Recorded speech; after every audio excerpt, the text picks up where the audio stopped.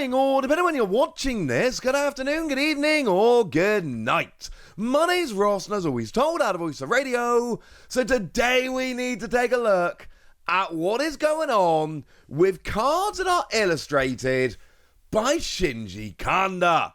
There's something going on with Shinji Kanda artwork cards, and I think it's time we had a check. Although a quick reminder, as always, with the new YouTube rules that have come around lately, likes and comments mean so much more than they used to. Views don't really count without them, so please make sure you're subscribed and please like and comment. It makes so much difference nowadays. It is very, very important. So Shinji Kanda then. What's going on with Shinji Kanda? Well, this is an artist who most of you probably saw initially with the Guiritina. That was the big Guiritina that came around in Lost Origin, the alternate art, the big card from that set, frankly. Not the first card they illustrated. First one they illustrated was, well, it was either the Magmar or the Sork from Brilliant Stars. You can argue as to which of those two actually came first, but the first big card they did, the first one that really made a big difference, was the Guiritina that came around in Lost Origin. And this is important because that Guiritina from Lost Origin has become, well, a very, very interesting and very, very expensive card. As I look at it right now over on TCG Player, that is like a $500 card. Now, here's the thing, right? If I compare it to anything else in Lost Origin, we're going to look at it and go, well, obviously it's the most expensive. Like, it's the alternate art Guiritina. It's the cover Pokemon for the set. This was always going to be the biggest card in the set. There was no way this wasn't going to be the big card. So it's not exactly fair to look at this and go, well, it's by far the biggest card in Lost Origin. That shows you the effect Shinji Kanda's artwork has. Well, no. That's not fair at all. What we can do, however, is have a little bit of a look and compare this to equivalent cards in other sets. Like, for instance, the Lugia that came around in Silver Tempest. Because that was the set after Lost Origin. And Lugia's by far the biggest card in the set. And we got a really popular legendary Pokemon, $260. Well, hang on a second. Guiritina was playable, Lugia was playable, arguably Lugia was better. They're both the Vs, not the V-Maxes. Like, these should be basically equivalent cards. The Lugia from Silver Tempest and the Guiritina from Lost Origin, these should be on the same level price-wise. And yet, the Guiritina is pretty much double.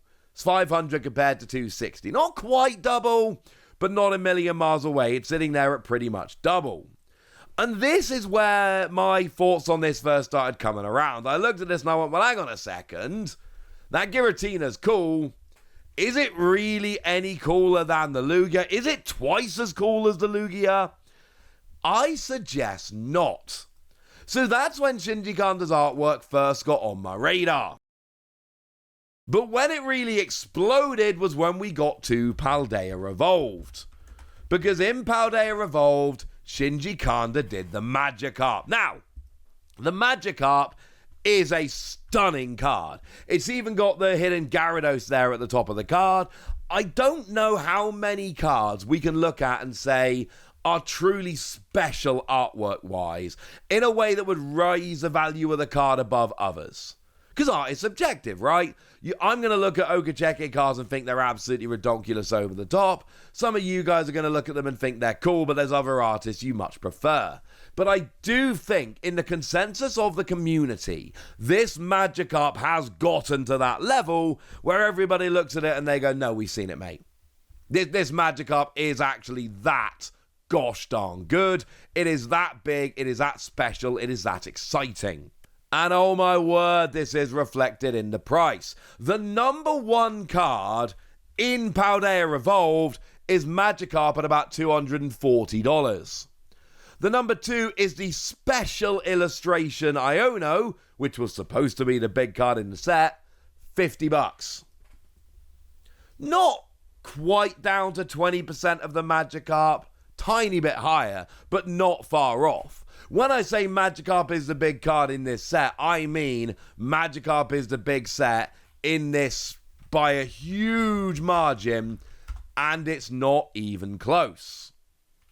But actually, if we have a look at all illustration rares, Magikarp is number one, and there isn't really a contender for number two. Like, even in terms of special illustration rares, there's only 8 which are actually above it right now, and they include, big hitters like the big Evolutions from Prismatic Evolutions, the Mew from Paldean Fates, the Greninja from Twilight Masquerade, the Pikachu from Surging Sparks. Basically, the only special illustration rares which are actually above this regular illustration rare are the biggest special illustration rares in the entire block, in the entirety of Scarlet and Violet. You have to be one of the big special illustration rares, or you're actually going to be below Magikarp. Team Rocket's Mewtwo would be another example. But this is the level of card we're looking at here to actually be above this. It's kind of absurd. It is the number one illustration rare by a country mile. And these are the 2 big data points which stand out to me as like, well, hang on a second. There's no way that Guiritina should be so much higher than equivalent cards like the Lugia, for instance. And there is no way that Magikarp should be that much higher than all of the other illustration rares. I'm not saying it shouldn't be higher. I'm not saying it's not a phenomenal card or anything like that. I am saying it should not be that much higher than every other illustration rare, and higher than all but 8 of the special illustration rares, which, remember, have significantly lower pull rates. And these cards have become kind of mythical cards at this point. They have become cards which are at ridiculous levels in terms of everyone just being super excited about them.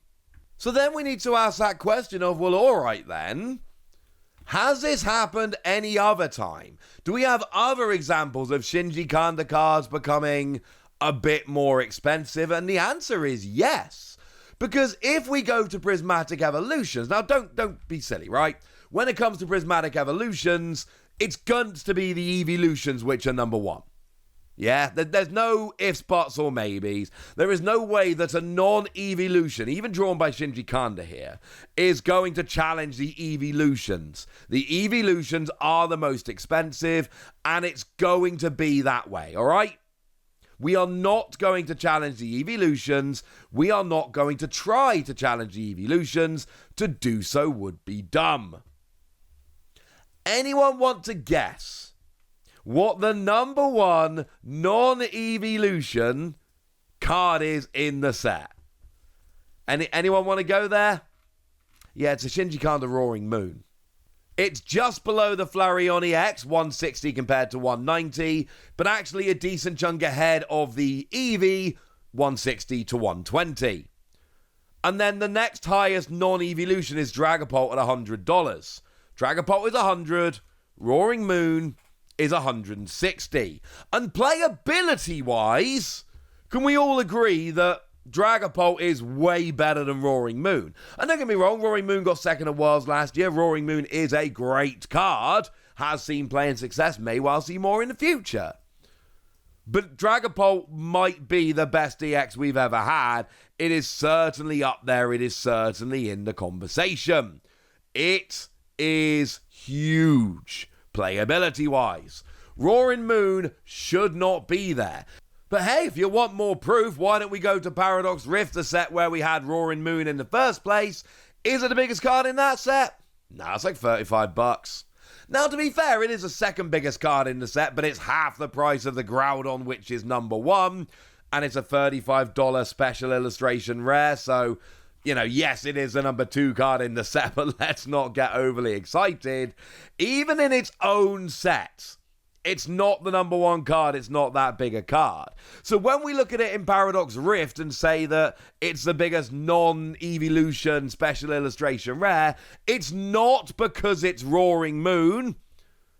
So what else is it going to be? It's going to be the artist. You look at the Guiritina, way higher than it should be. Look at the Magikarp, way higher than it should be. Look at the Roaring Moon, way higher than it should be. And we don't have any others to look at. Galarian Moltres was a special card and alternate art and all of that, but unfortunately, that was a tin promo. We never got to see it in a set. The Magneton is an illustration rare, but that was our Elite Trainer Box promo for Surging Sparks, so we never got to see it in a set. I can't show you that many special Shinji Kanda cards. I could only actually show you 3 special cards that made their way into a set, but all 3 of them have jumped up way higher than they should be.